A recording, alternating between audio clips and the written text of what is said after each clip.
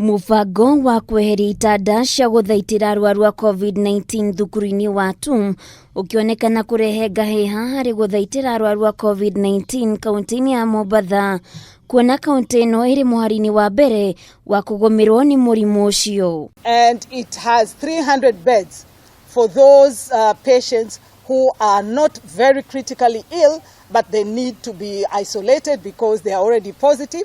And those who are critically ill are then sent to the Coast General Hospital. Maya mokete orire minisitri ogima bwa mwiri yugite kaunti iri na uhoti wa gucungiriria andu kurwara murimu wa Covid-19 na njira nene ukiringithania na kaunti ya Nairobi iri iri na andu aingi makiria haria magomeirwo ni murimu ucio.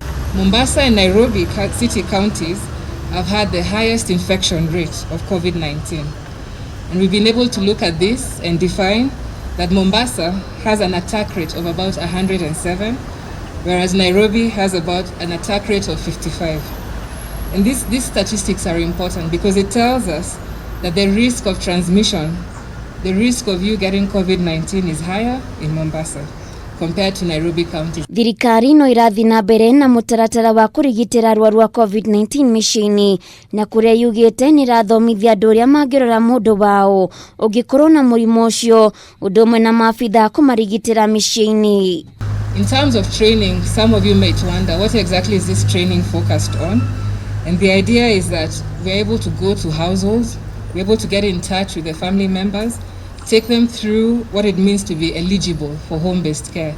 So not every single Kenyan is eligible for home-based care. There's actually a criteria that determines who would be able to be enrolled into a home-based care program. Ni mogereire ati ni marikoragwo makirororia arwaru aya marathi na mbere itanyiriria kumenya kana mundu ni afati kuheo rutha ona kana gutwarwo thibitari angikorwo hari mwihire makiria.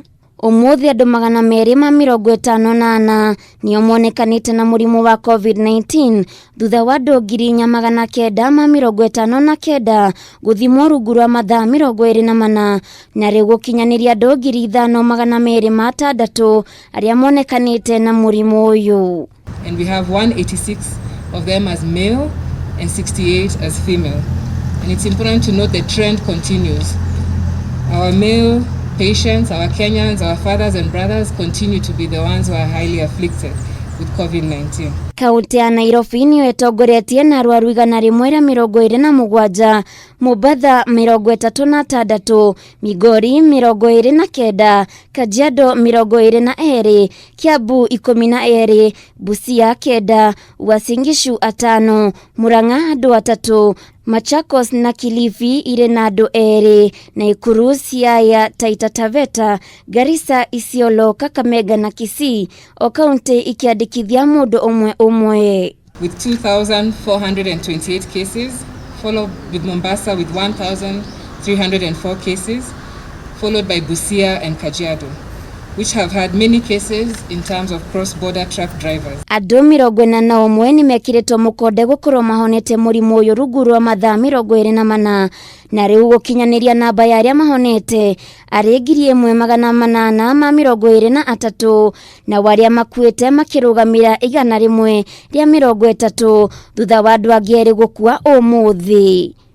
Handu-ini ha Kameme TV Geto Waithira wa Kihara.